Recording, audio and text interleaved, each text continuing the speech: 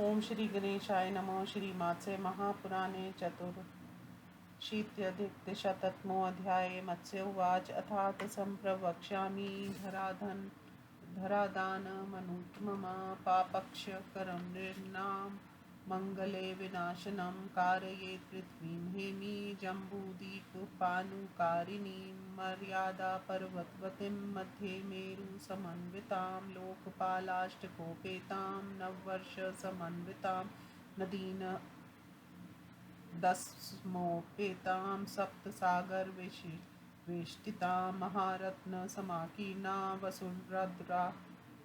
वसुरुद्राकृसंयुतां हेम्रपत्नपल्लसहस्रेण तद्बुधेर्नाथ शक्तिता क्षत्रयेण वा कुर्यादिष्ट्वेन शतेन वा कुर्यात् पञ्चफलादूर्ध्वमश्कतोऽपि विचक्षणा तुलापुरुषवत् कुर्याल्लोकेशावाहनं बुधा श्रुतिभङ्गमण्डपसंभारभूषणाच्छादनादिकं वेद्यं कृष्णार्जनं कृत्वा तिलानामुपरिन्यसेत् तथाष्टादशाधान्यानि रसांशलवणादिकानं तथाष्टौ पूर्णकलशान् समन्तात् परिकल्पयेत् वितानकं च कौशेयं फलानि विविधानि च तथा शुक्राणि रम्यानि श्रीखण्डशक्लानि च इत्येवं कारयित्वा तामधिवासनपूर्वकं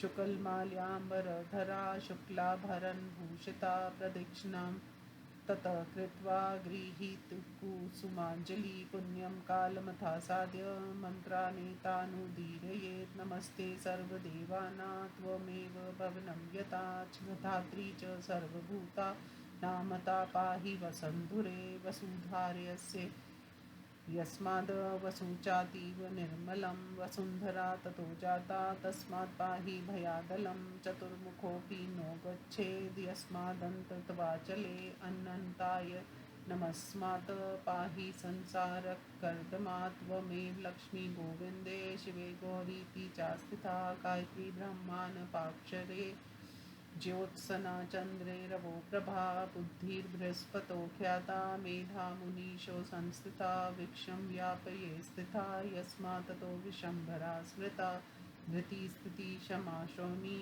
पृथ्वी वसुमतिरसा एताभिर्मूर्तिभिः पाहि देवी संसारसागरात् एव मूर्छाय तां देवी ब्रह्माण्डेभ्यो निवेदये धराधर्वां चतुर्भागं गुरुवे प्रतिपादयेत् शेषं चैवाथ ऋतिगभ्यं प्रणिपत्य विसर्जयेत् अनेन विधिना यस्तु दध्यादें धराशुभां पुण्यकाले तु सम्प्राप्ते स पदं याति वैष्णवं विमानेनार्कवर्णेन किण्डिजालमालिना नारायणं पुरं गत्वा कल्पत्रयं थावसेत् प्रतनं पुत्राक्षं पौत्राक्षं तारयेदेकविंशतिम् इति पठतीत्य इत्थं या शृणोति प्रसङ्गादपि कलुषवितानेर्मुर्खुतेः समन्तात् दिवं मर्वधूभिर्याति सम्प्रार्थया पदमर्सहस्रे सेवितं चन्द्रमौले इति श्रीमात्से महापुराणे महादानानुकीर्तन हेम पृथ्वीदान महात्म्य नाम चतुर्शीत्यधिकशततमोऽध्याय।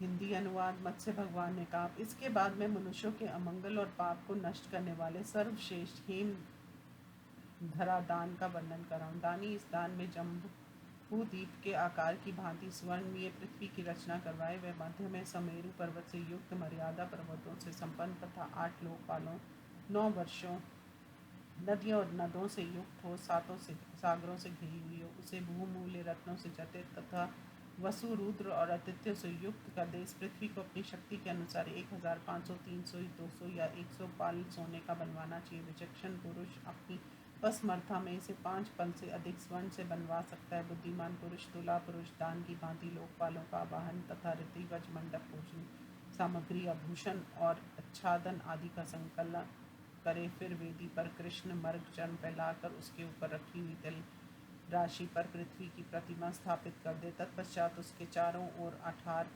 18 प्रकार के अन्नों, लवणादि रसों और जल से भरे हुए 8 मांगलिक कलशों को स्थापित करना चाहिए। उसे रेशमी चंदों व विविध प्रकार के फल, मनोहर रेशमी वस्त्र और चंद्रों के टुकड़ों से अलंकृत करना चाहिए। इस प्रकार अधिवासन पूर्वक पृथ्वी का सारा कार्य संपन्न कर स्वयं क्षेत्र वस्त्र और पुष्पमाला धारण कर श्वेत वर्ण के आभूषणों से विभूषित हो अंजलि में पुष्प लेकर प्रदक्षिणा करे तथा पुण्य काल आने पर इन मंत्रों का उच्चारण करे।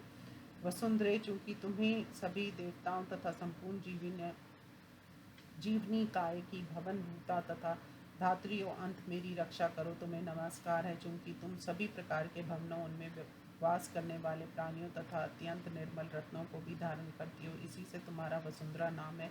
तुम संसार भय से मेरी रक्षा करो। अचले, चूंकि ब्रह्मा भी तुम्हारी अंत को नहीं प्राप्त कर सकते, इसलिए तुम अनंता हो, तुम्हें प्रणाम है। तुम्हें संसार रूप कीचड़ से मेरी रक्षा करो। तुम ही विष्णु में, लक्ष्मी में, शिव में गौरी, ब्रह्मा के समीप गायत्री, चंद्रमा में ज्योत्सना, रवि में ब्रह्मा, बृहस्पति में बुद्धि और मुनियों में मेघा नाम से ख्यात हो। चूंकि तुम समस्त विश्व में व्याप्त हो, इसलिए विशंभरा कही जाती हो। धृति, स्थिति, क्षमा, शोनी, पृथ्वी, वसुमती तथा रसा, ये तुम्हारी मूर्तियां हैं। देवी, तुम अपनी इन मूर्तियों द्वारा इस संसार सागर में मेरी रक्षा करो। इस प्रकार उच्चारण कर पृथ्वी की मूर्ति को ब्राह्मणों को निवेदित कर दे। उस पृथ्वी का आधा अथवा चौथाई भाग गुरु को समर्पित करे। शेष भाग रीति ध्वजों को देकर उन्हें नमस्कार कर विसर्जन करे। जो मनुष्य पुण्य काल आने पर सुवर्ण निर्मित कल्याणमय पृथ्वी का इस विधि के साथ दान करता है, वह वैष्णव पद को प्राप्त होता तथा शुद्र घंटियों का घुंघरू से सुशोभित एवं सूर्य के समान तेजस्वी विमान द्वारा वैकुंठ में जाकर 3 कल पर्यंत निवास करता है और 21 पीढ़ियों के पितरों, पुत्रों तथा पौत्रों का उद्धार कर देता है। इस प्रकार जो मनुष्य इस विधि को प्रसंगवश भी पढ़ता अथवा श्रवण करता है, उसका शरीर स्वतः पाप समूह से मुक्त हो जाता है और वह स्वर्ग लोक में देवांगनों द्वारा प्रार्थित होता हुआ सहस्त्रों देवताओं द्वारा सेवित शंकर जी के लोक को प्राप्त होता है। इस प्रकार श्री मत्स्य महापुराण में महादान प्रसंग में हेम पृथ्वी दान महात्म्य नामक 284वां अध्याय संपूर्ण हुआ। ओम नमः शिवाय।